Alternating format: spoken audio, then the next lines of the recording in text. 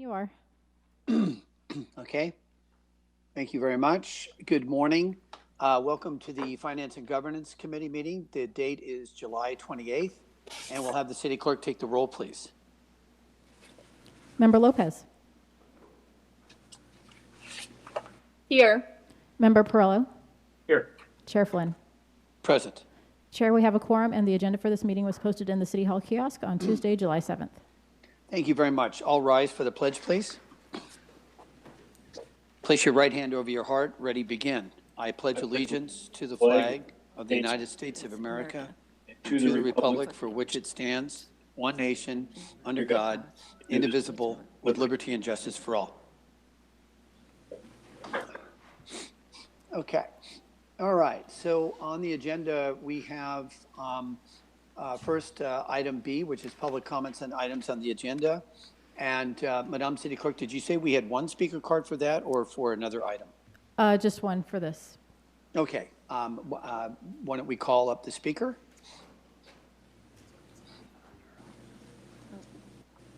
Something else?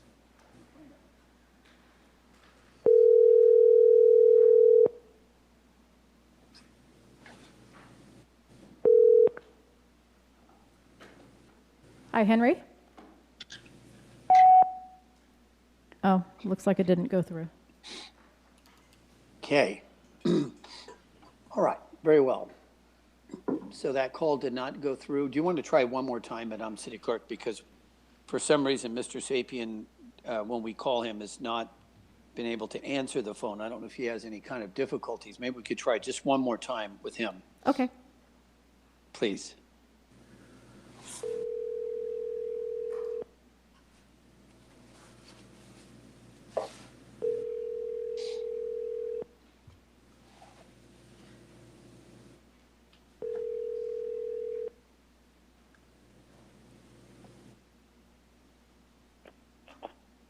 Mr. Sapien? Yes. Hi. It's Michelle. You're live in the Finance and Governance Committee, and you have 2 minutes to address the committee on items not on the agenda. Please begin. Okay. Hello, everybody. Good morning. Today, the reason that I want to address on the agenda is I think it's about time that everybody realizes that the houses in Oxnard are not worth $500,000 for a 3-bedroom house. Let's be honest with everyone. In order for us to grow our city and for our city to grow, we have to make sure, in order for our city to grow, is that we have to make sure that our houses are not worth $500,000. In order for our city to grow and our city to build, we have to make sure we take care of everybody's credit.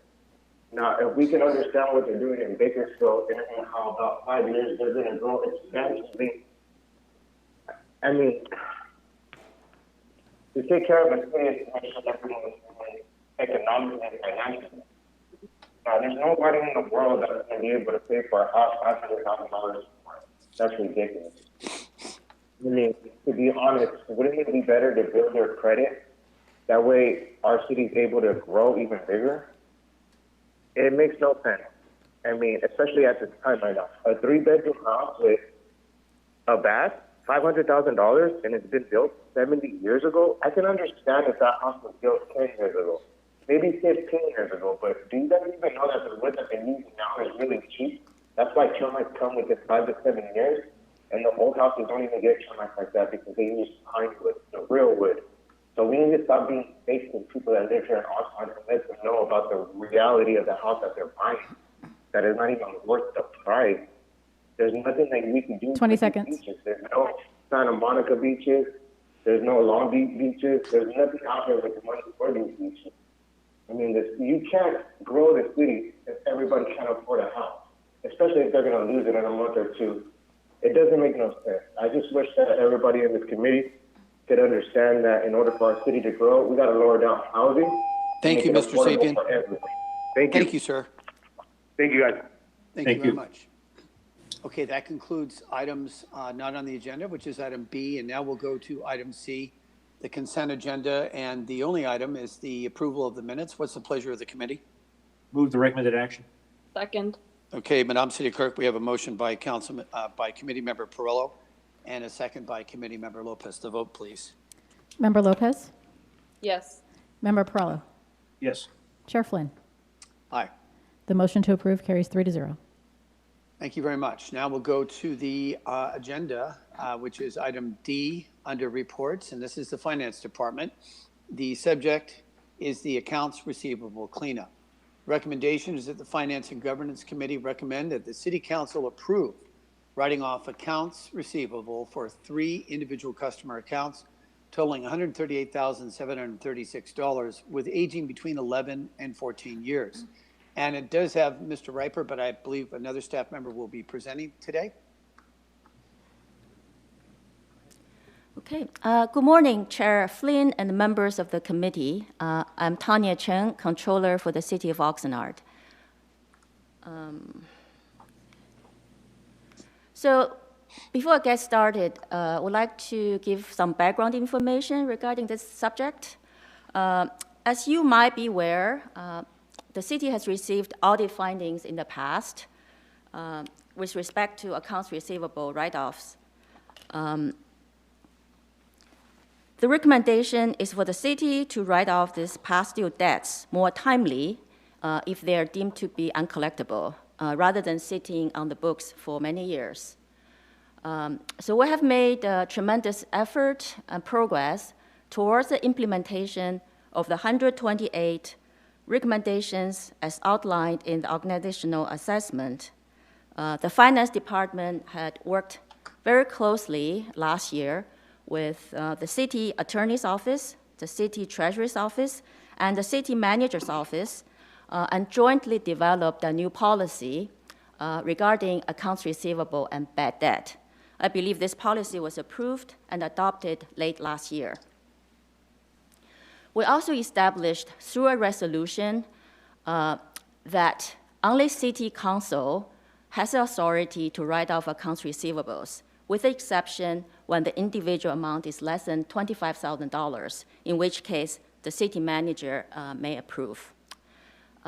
There's another very important point in the new policy I would like to emphasize on, is that a write-off of uncollectible accounts receivable from the city's accounting records does not constitute forgiveness of the debt or gift of public funds. As a result of implementing this new policy, the Finance Department scrubbed the city's accounts receivable aging report in great detail. What we find is that the city has accumulated on its books a total of 999 uncollectible customer accounts receivables over the last 20 years, which should have been written off a while back. So this receivable just sitting there year after year, cluttering the accounting records with little to zero hope to be collected on. These accounts were deemed uncollectible because the statute of limitations had expired, despite the extensive collection efforts made by the city attorney's office.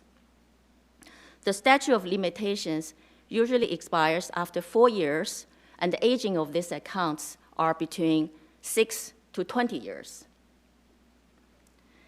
So the total value of this 999 uncollectible accounts over the course of 20 years adds up to about $684,000.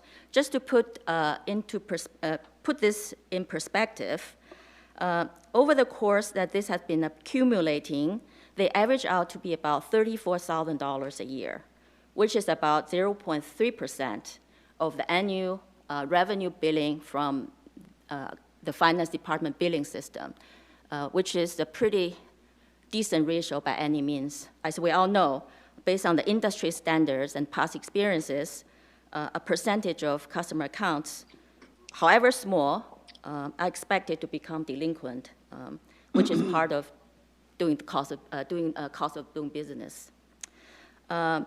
Since we have not done any write-offs in the last 20 years, we recognize that our initial cleanup effort may appear to be relatively significant. But we really need to start somewhere, somehow, someday, and we would like to start now to move forward and look ahead rather than living in the shadow of the past. So we would like to have your full support to get this behind us. So as part of this initial cleanup, the city manager has approved the write-off of 996 individual accounts that are less than 25,000 each. And I would like to recommend to the council to approve the write-off of the last 3 remainder accounts, which are above 25,000 listed below. As you can see, those accounts are between 11 to 14 years old.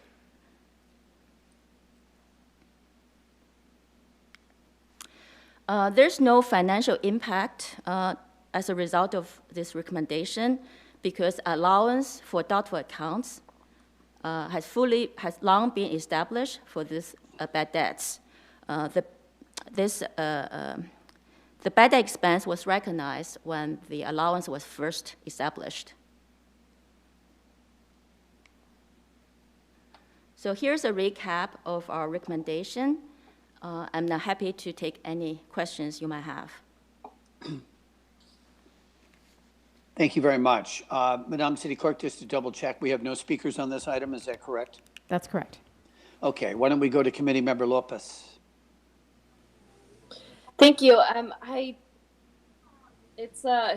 mean, you know, there's a few questions that come to mind in terms of how, you know, how does this message, how is this message conveyed, you know, to the community that, you know, we could just not pay off things and then it'll eventually get written off. I mean, how do we prevent that from happening?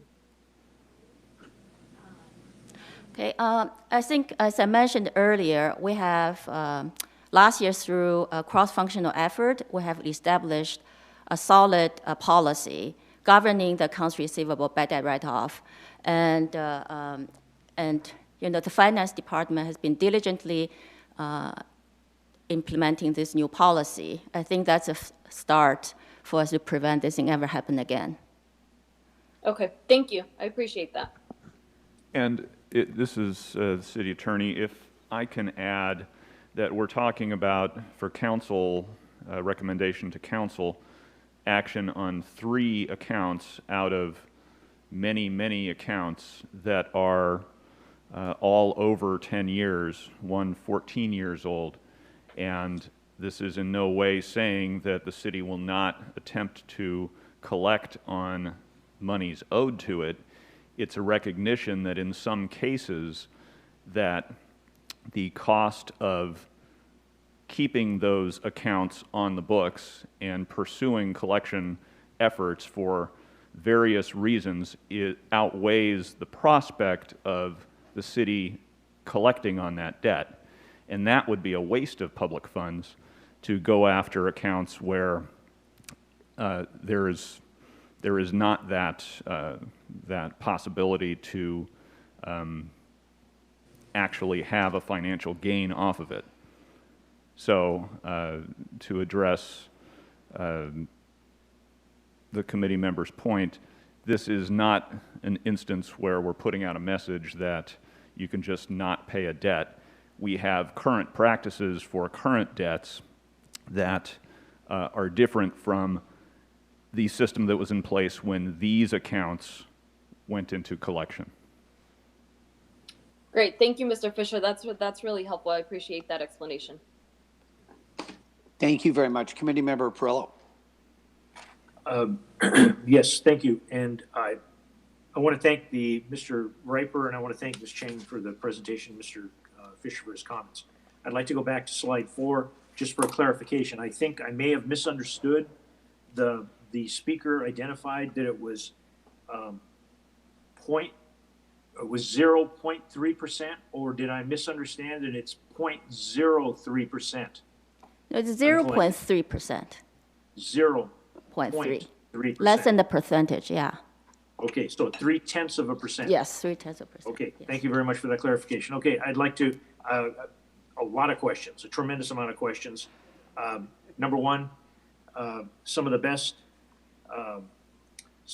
medicine for infections is sunlight, and to expose things that are wrong. I can tell you that in the past, when their city treasurer came up and we had We were holding funds from the city of Oxnard and the police department that needed to go back. It went back multiple numbers of years. And I do appreciate in the report and in the PowerPoint that it indicates that the finance department, city manager's office, and the treasurer's department worked on this. I appreciate that. I appreciate the fact that there is now a policy. It is staggering the amount of money, $683,000, but I understand statute of limitation, and I understand 20 years. Either 1999 or the year 2000, whatever we want to play around with 20 years ago. My questions start with number one. When we have identified in the report, and I want to thank whoever wrote the report. There's no hiding anything in the report. When the specific 3 items that we are being asked to waive on page 6 of the report, it states customer number 8667 with a $77,200 receivable, 11 years old, for property damage. Apparently doesn't identify what, but property that belonged to the city must have got hurt for 77 grand worth plus change. And it says this in the report on page 6, this receivable was not brought to the collection program to pursue judgment or collection. Staff does not know why this step was not taken 11 years ago. That kind of like turns my stomach. I do believe in holding people accountable. I do understand mistakes. You're talking and listening to a guy who makes mistakes, but it opens up, because this is also a person that has watched television and movies and reads the newspaper. Some mistakes are accidental and some mistakes are intentional. And I do appreciate the fact that the good, graces of the people that are working for the city now, implemented a policy with the approval of the council so that these things hopefully do not happen again. But it always leaves a taste. Was it an intentional mistake? Did somebody know somebody? I don't know. The staff has looked into it. They cannot determine. But those are the things that people will look at, and then people that are not taking the time to inform themselves will look at this large amount of money and go, holy cow, the city's just giving it away. But 20 years ago, take a look at yourself in the mirror and see what you look like 20 years ago. And unless you're something really special, they got 20 years of wear and tear on your face in the mirror. And that 20 years is what's happened to the city of Oxnard, wiping out $683,000 of uncollected debt. The fact that we do have a policy in place is tremendous. But even before there was a policy in place, there was something that advocates, sometimes people call them citizen advocates, sometimes people call them pain in the necks. But some of those people, now name one, Mr. Lawrence Paul Stein, continually talks about best business practices. Best business practices, I believe, would have addressed this much sooner than 20 years ago. And when we have identified in our staff report, we have a contracted person, a debt collection vendor. I am curious, how do we hold a debt collection vendor accountable? That is a question among several that I have.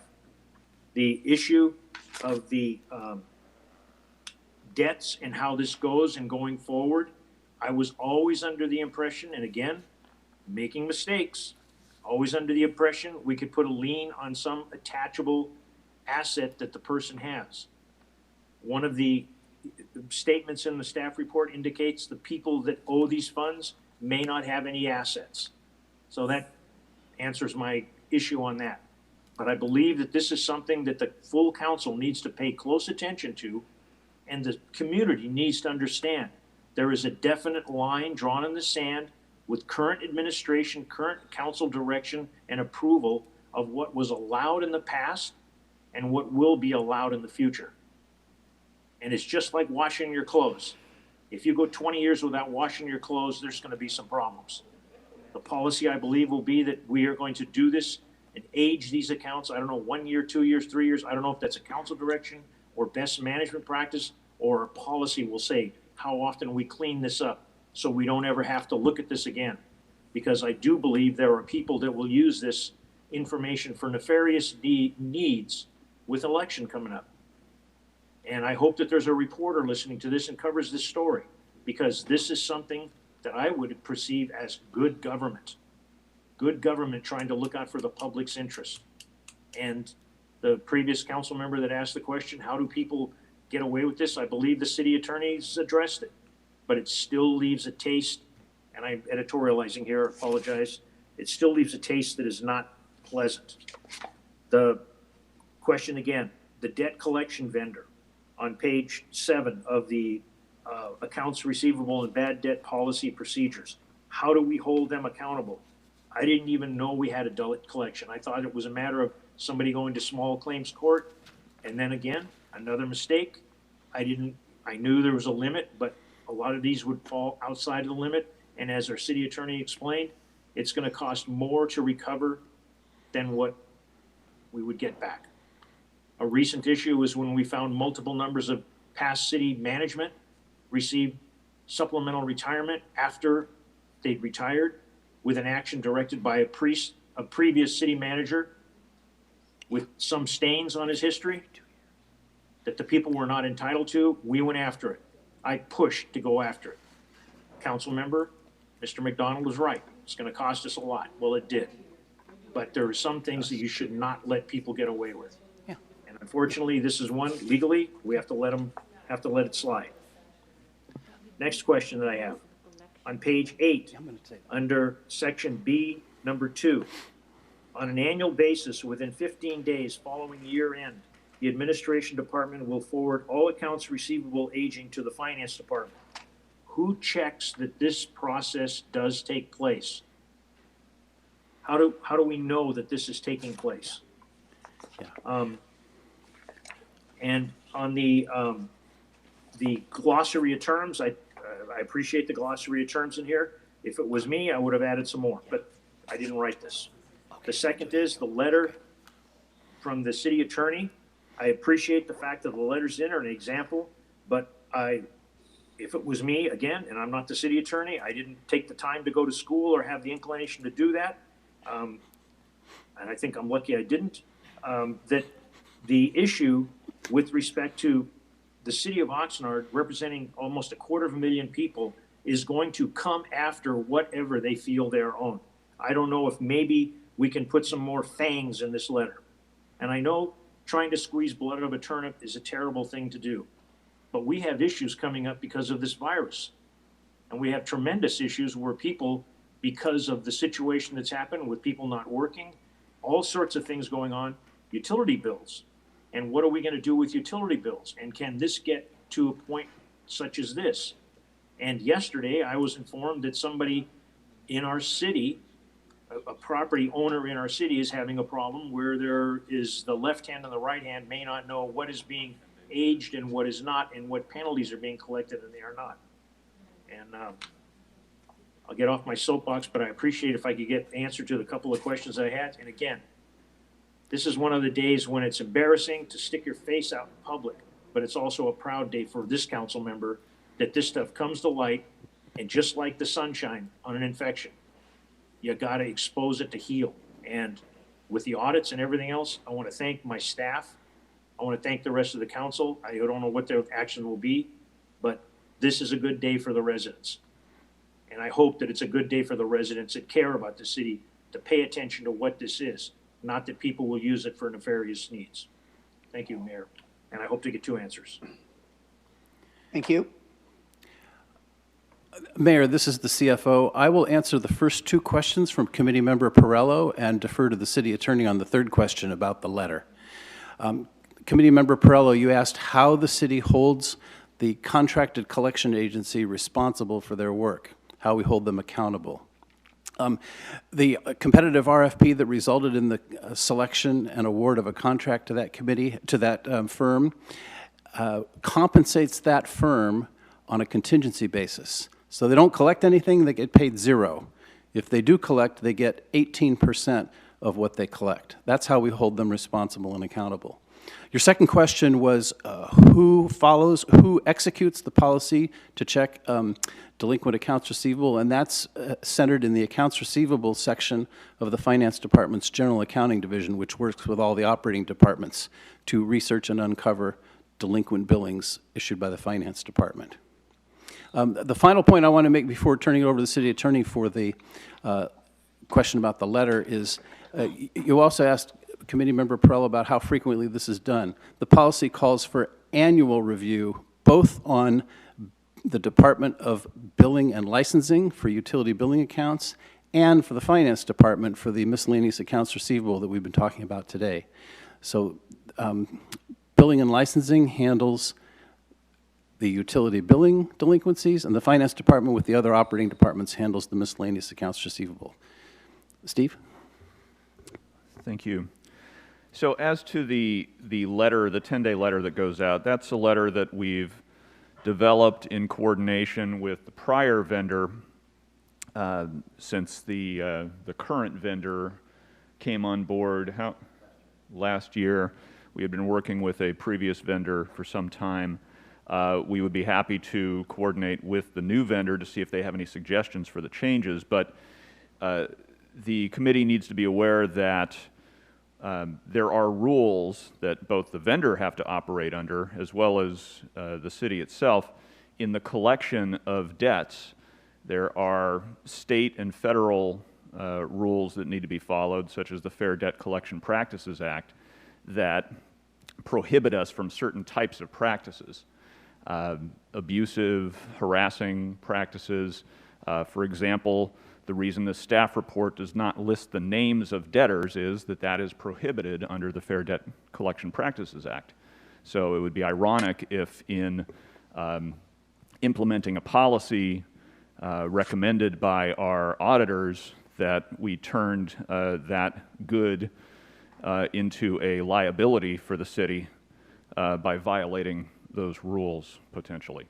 So we will confer with the current debt collection vendor and see if they have any suggestions on modifications to this letter. Thank you two gentlemen for the responses. I'm sitting here and I'm thinking to myself, whoever was unable to collect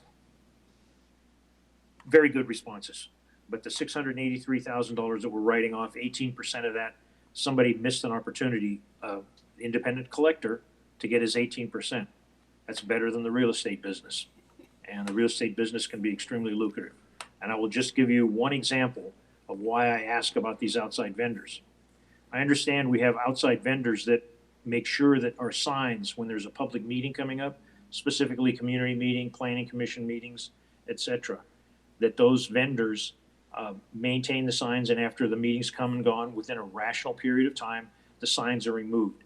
I recently have given signs, and they're being taken care of now, but there have been signs that have been up for 2 years past the date when those meetings were there. So we just want to make sure that maybe with our City 311 program or something, we make sure that these things are taken care of. And the incentive, I would think, when it's 18%, there should be a tremendous incentive. There should be a tremendous amount of people asking, when's the next time request for proposals come due to get this contract?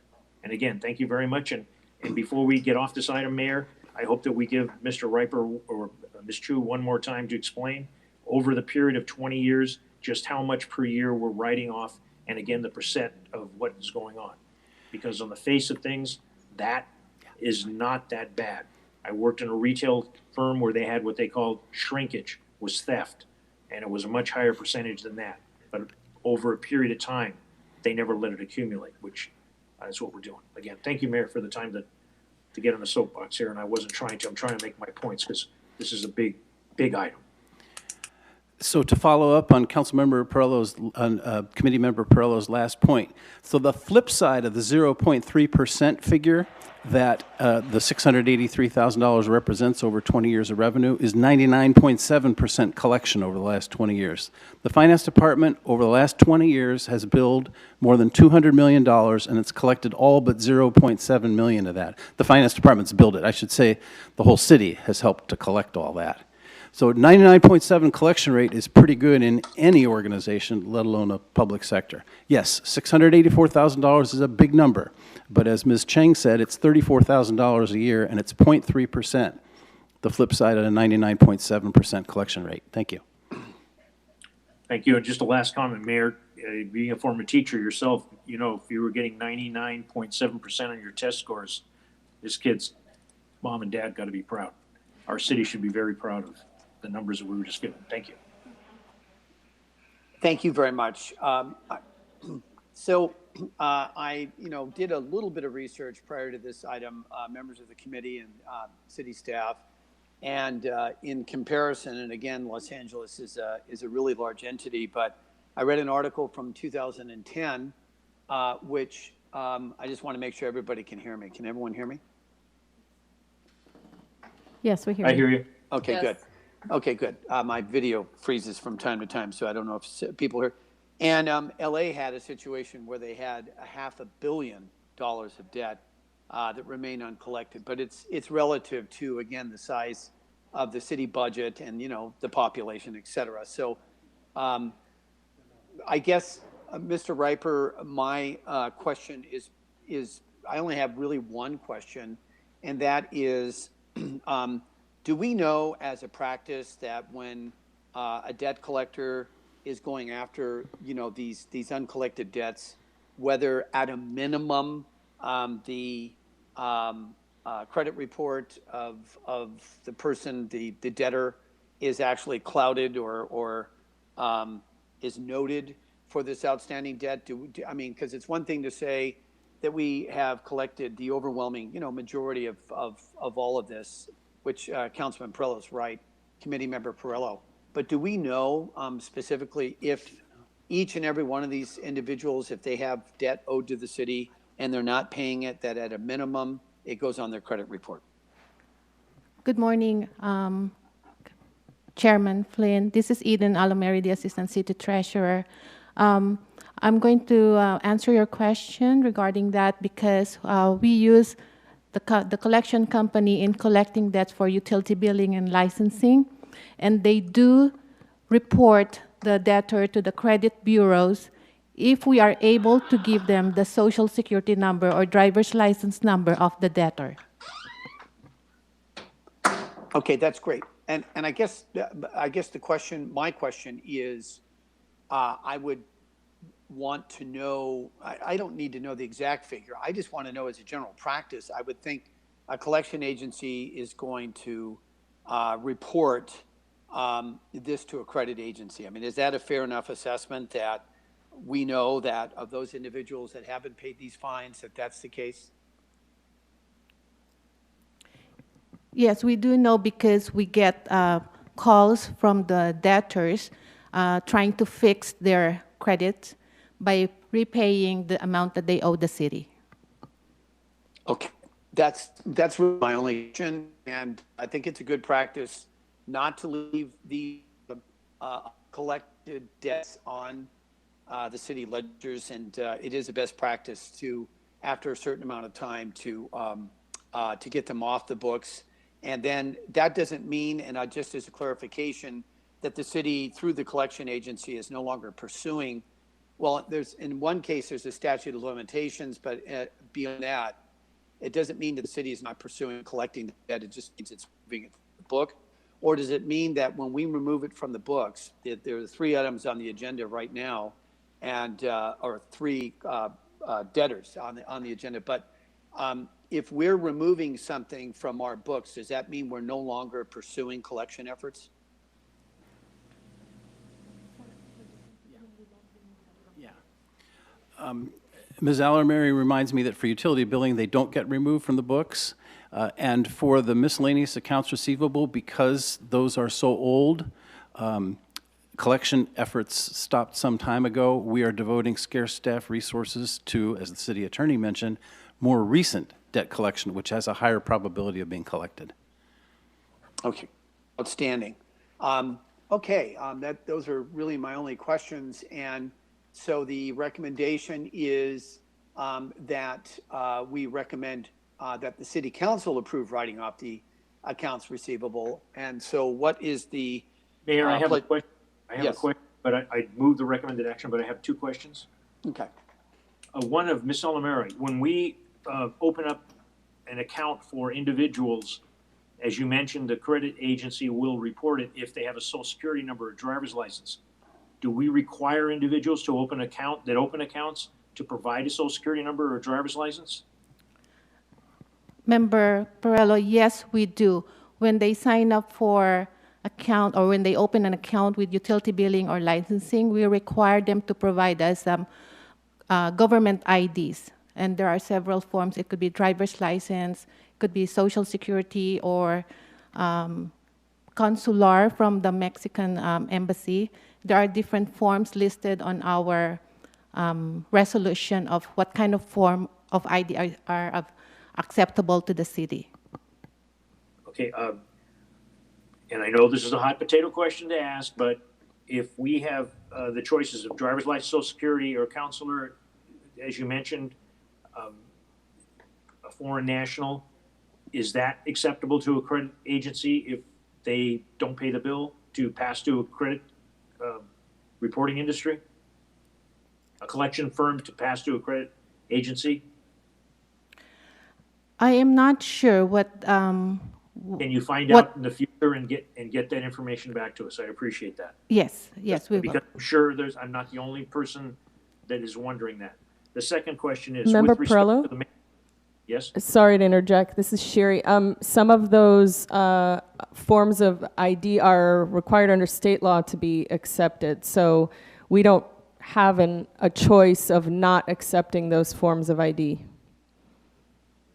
Okay, but I hope that it's understood that I'm trying to look out for the city, that if the person can provide one form of ID that would allow them, if they are not going to pay the bill, to avoid having a credit problem.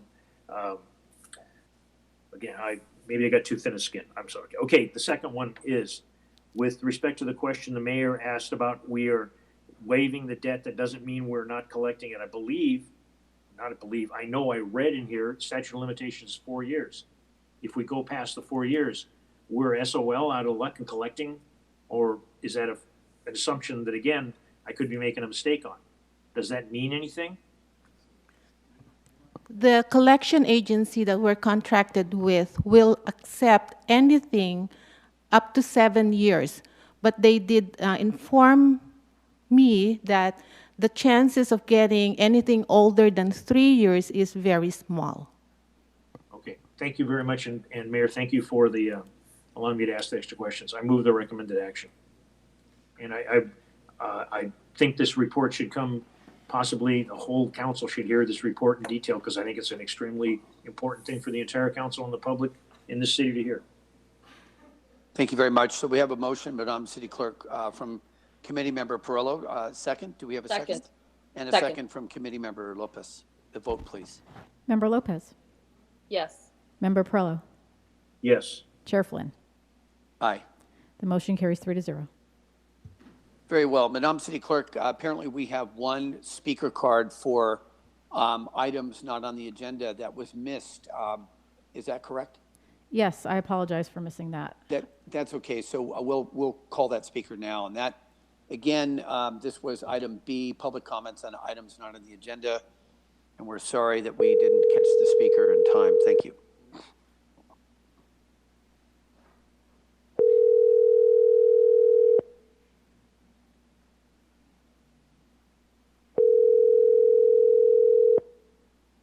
Yeah. Hi, Nicholas. Hello. Hi, it's Michelle from the Finance and Governance Committee meeting. You're live in the meeting, and you have 2 minutes to address the committee on items not on the agenda. So please begin. I'm sorry? You signed up to speak during the Finance and Governance Committee, correct?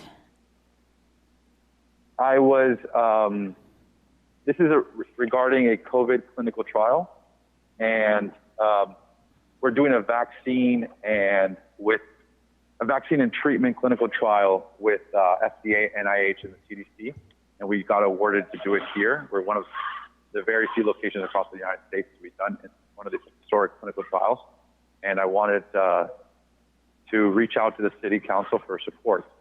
I was speaking to the firefighters chief, and he recommended, and there's a lot of things that we're doing with the city. We're interacting with you guys, and I was recommended to speak with the council. I didn't know what the sign-up process is. I don't know to which group it is to sign up with. So I don't know if it was the right one this morning. So I excuse my ignorance in the topic. I chose finance and I chose a few because I figured that we would get some feedback in time, but I guess, so excuse my ignorance in that aspect. And yeah, I don't know if you have any questions, but overall we're reaching out to see if we can collaborate and such a historical study and for our community and yeah, have support from the FDA, from CDC, NIH, BARDA, it's through BARDA, and yeah, I have no further comment for now. Mayor, Yes. can we please not lose this contact and get him in touch with the city manager, figure out how we get him on the various other committees today and the city council meeting tomorrow? Yes, I think what would be appropriate is Committee Member Perello for the speaker, is that the speaker contact the clerk on that, and we'll make sure that an email is then distributed, given to the city manager, and then that's vetted, and the information is distributed to the city council rather than kind of a disjointed form of communication. I think his goal was he's trying to get, backing for this, and that needs to be vetted by the city manager's office. So maybe the city clerk and or the city manager's office can make contact with him again, get the needed information, they vet it, and then they distribute it to the city council. Sounds very good. Mayor, I have his contact information. I can forward it to the city manager. And then he is also signed up to speak for the Housing and Economic Development Committee meeting today. Okay. By the way, if I may comment, I signed up for that just purely because I don't know if that's the right move or not, and I'll leave that to your better judgment. If you don't think it's the right move, you can pull me out of that. Furthermore, and my only comment, and it's not to rush any situation here, but the FDA, because of the nature of it, which I'm sure everybody could understand, they are things that are being done in about 120 days historically. They're being done in 5 days. So it was awarded on Thursday, and it's being launched on Friday. Thank you. This week. Thank you. Thank you so much. Thank you very much. We'll the city contact you, and or we make sure that information gets to the city manager's office. Thank you so much. I appreciate it. Thank you so much. Bye-bye. Thank you. All right. And now, Madam City Clerk, I presume there are no additional speakers, just to double check. Right, that's it. Thank you. Okay, very well. So the only item on the agenda, other than, again, the ones that we've just gone through, was just what we finished with the reports. So with that said, this meeting is adjourned. Wait a minute.